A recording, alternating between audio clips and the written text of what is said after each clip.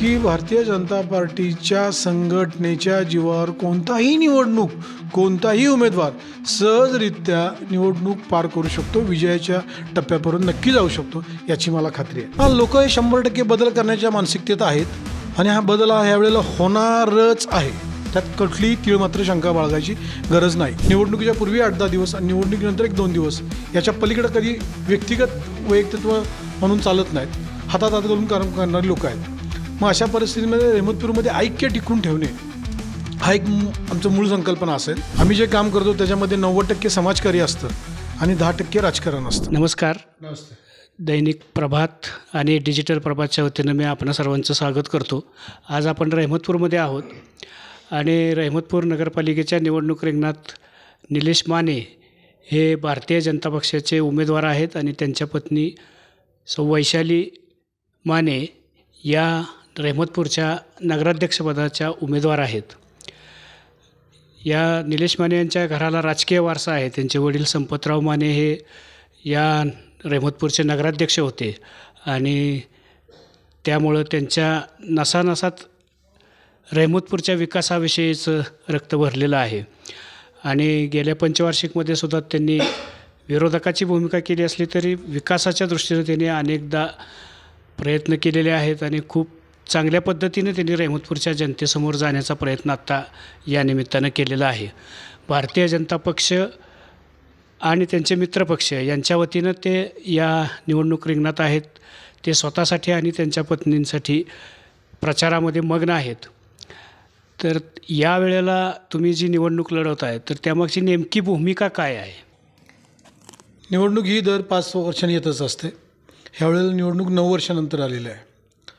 भूमिका कोणताही उमेदवार निवडणूक लढवत असताना तो त्याच्या शहराच्या सर्वांगीण विकासासाठी, त्याच्या प्रभागाच्या सर्वांगीण विकासासाठी सातत्यानं प्रयत्नशील असणारीच लोक निवडणुकीच्या मैदानामध्ये येत असतात. मग ते कोणत्याही बाजूचे असू देत, कोणत्याही पार्टीचे, पक्षाचे असू देत. खास करून आम्ही ह्यावेळेला सर्व तरुण पिढी सिंगल हँड BJP ह्या स्ट्रीममध्ये लढत आहोत आणि शहराचा सर्वांगीण विकास जो काही प्रमाणामध्ये उर्वरित कामं जे पेंडिंग आहेत ते अधिक गतीनं करण्याच्या दृष्टीने आम्ही मैदानात आहोत. आता तुम्ही तुमची भूमिका स्पष्ट केली, पण रहमतपूरचा सर्वांगीण विकास व्हावा म्हणजे नेमके तुम्हाला काय विकासाचे प्रश्न आणि कोणत्या दिशेनं रहमतपूरनं गेलं पाहिजे असं वाटतं? रहमतपूरमध्ये फार पूर्वीपासून पिण्याच्या पाण्याची टाक्यांची व्यवस्था जुन्या काळापासून आहे. मग आता ते आम्ही नव्याने अमृत 2मध्ये ती योजना मंजूर करून घेतली. त्याची काम चालू झालेलं आहे. त्याच्यामध्ये ज्या जुन्या पाईपलाईन होत्या त्या बदलणे, नवीन पाईपलाईन टाकणे, नवीन पाण्याच्या 3 टाक्या करणे आणि मुबलक प्रमाणामध्ये 24/7 पाणी कसं देता येईल हा आमचा प्रयत्न राहील.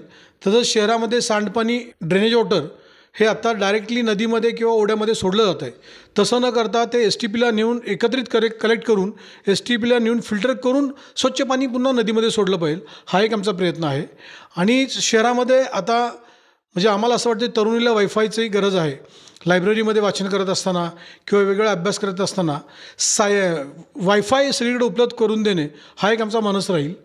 रहमतपूर शहराला सोलर सिटी कशी करता येईल, कमीत कमी वीज वापरता येईल, सोलरवरची निर्मित केलेली वीज वापरता जास्तीत जास्त प्रयोग करायचा आमचा विचार आहे.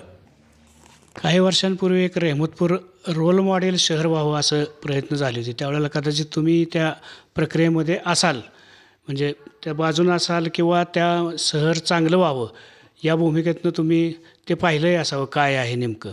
तर असं रोल मॉडेल होण्यासाठी रहमतपूरमध्ये काय काय करण्याची गरज आहे? कारण इतर नगरपालिकांची शहरं बघितली त्या ठिकाणी जसा विकास झाला आहे त्याच्यापेक्षा खूप चांगल्या पद्धतीनं रहमतपूरचा विकास व्हावा यासाठी तुमच्या काही कल्पना आहेत का?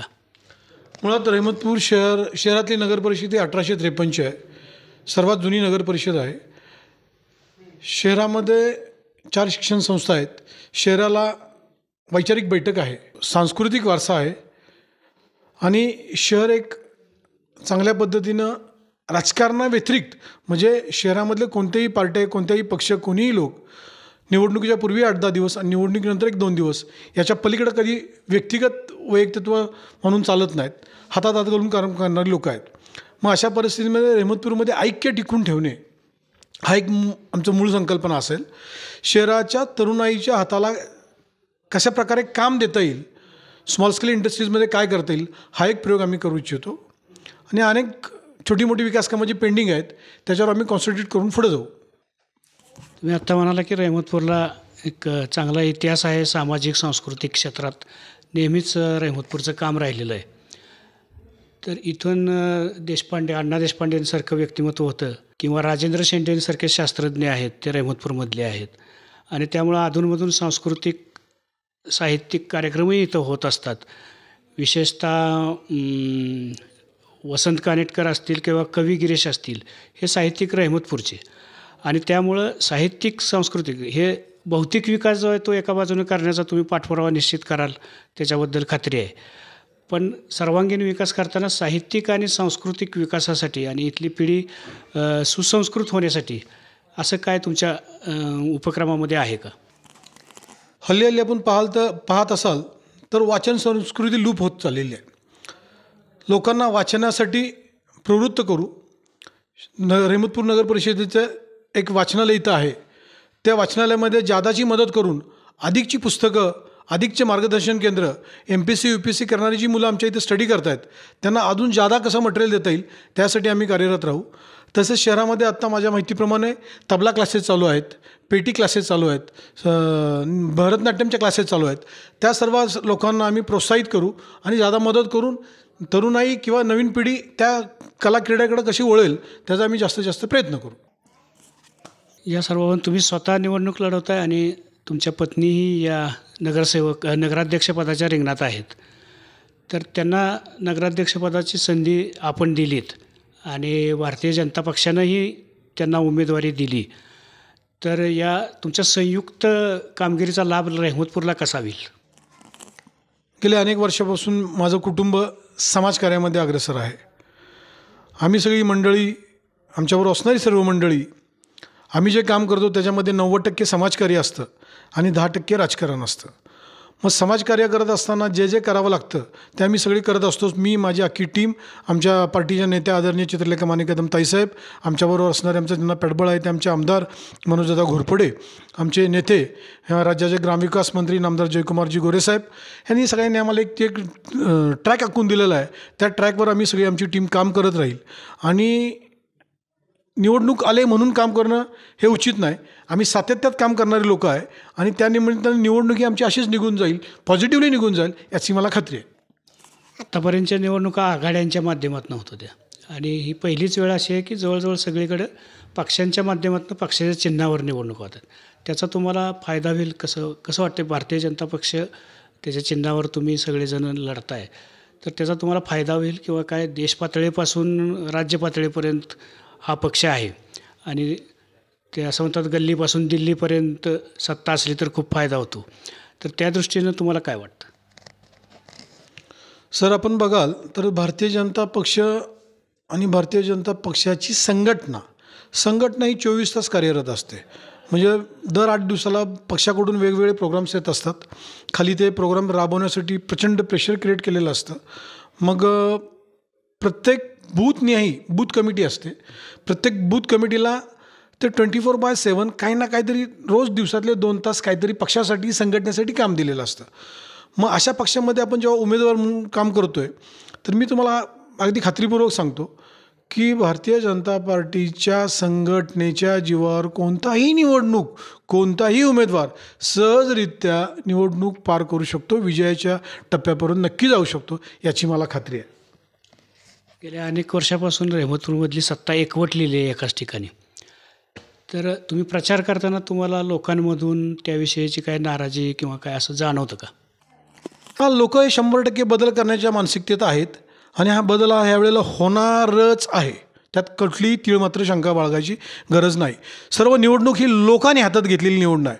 कुठल्या नेत्याच्या किंवा कुठल्या पक्षाच्या पार्टीच्या फार हातात न ठेवता ही निवडणूक सर्वसामान्य लोकांनी हातात घेतली आहे आणि भारतीय जनता पार्टीच्या ज्या योजना आहेत त्या योजनेचा अनेक लोकांनी या शहरामध्ये लाभ घेतला आहे.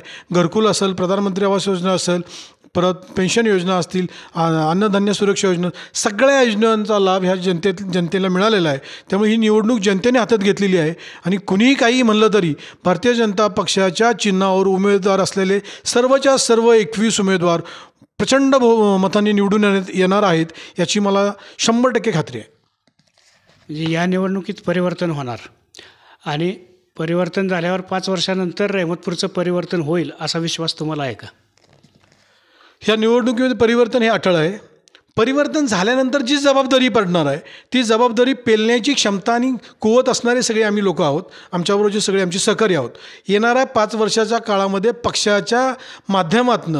पक्षाच्या माध्यमातनं सरकारच्या माध्यमातनं ह्या शहराला जे जे काही लागणार आहे, जे जे काय करायचं आहे ते ताकदीनं शहरामध्ये आणण्यासाठी आम्ही सर्वतोपरी प्रयत्न करू आणि त्याला आम्हाला निश्चित यश येईल याची आम्हाला खात्री आहे. धन्यवाद सर.